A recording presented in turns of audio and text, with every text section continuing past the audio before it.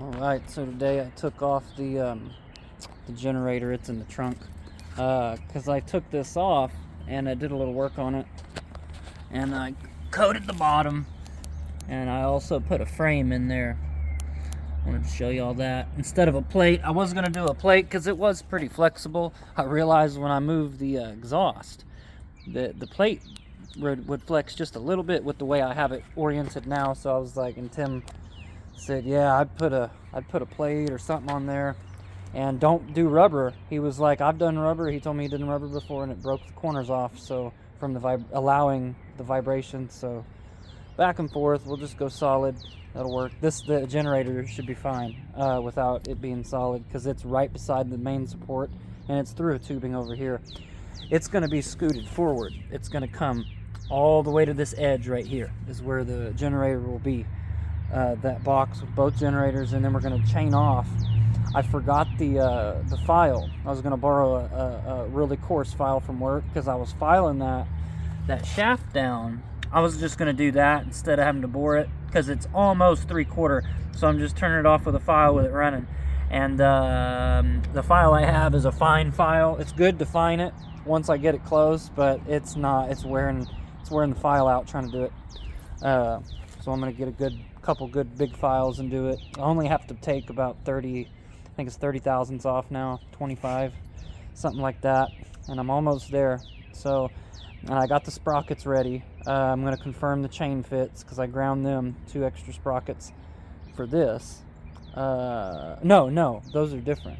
No, those are it. Yep, those are the ones for the, because I ordered a bunch more. I got more for the big one and the little one, so I got a little confused. They're the similar ratio though. The big one, I believe I went 15 or 16. I think I went ahead and went 15 because I couldn't find my 16 sprocket. I had a 16 tooth sprocket, but I can't find it. But it's all right. So I'm doing that.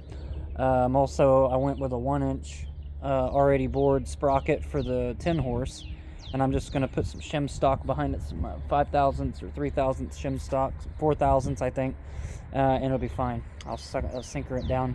And I'm also going to clean all the holes on all those set screws. We'll make a separate video about that, but I got all the stuff to do that.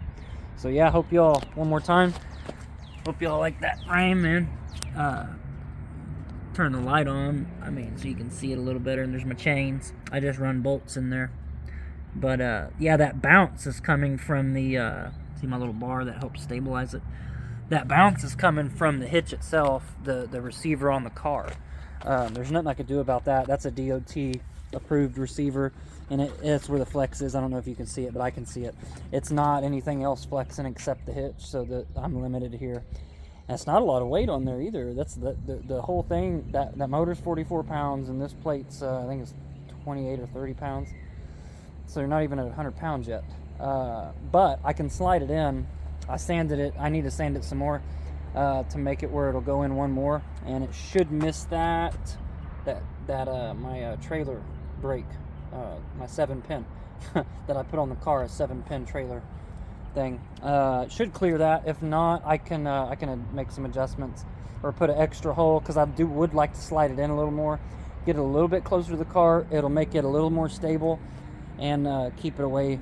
I'm letting that coating dry, that way I can put my tape on it again, that way, because it was a little rusty, but I cleaned the rust and used that coat, a good coat. I had just enough left in a can to put it on there, and it's a oxide primer for farm implements. It's some of the best stuff for metal I've ever seen.